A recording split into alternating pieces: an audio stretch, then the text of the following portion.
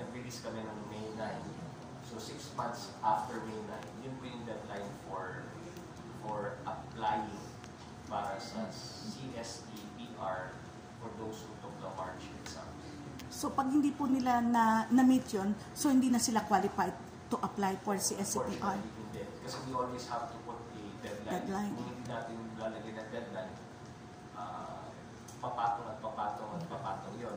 Kasi by that time, naka-August na rin kami. So, ipaprocess naman natin yung mga take ng August.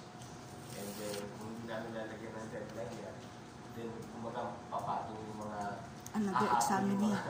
dun sa ibang habol yung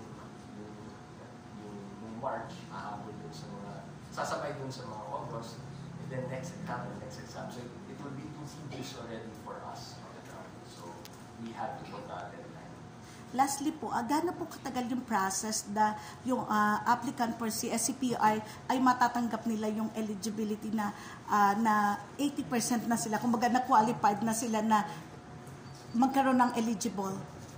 Kung submitted na po lahat, no, if everything is in order, no, then based on our Citizens Charter, dahil kasama sa classification ng highly technical ito, if complete ang lahat, then it's 20 days based on our Citizens Charter. Within 20 days, dapat ay mabigay na namin yung certificate of eligibility. Thank you so Upon much. completion of all the requirements. Hello, good morning.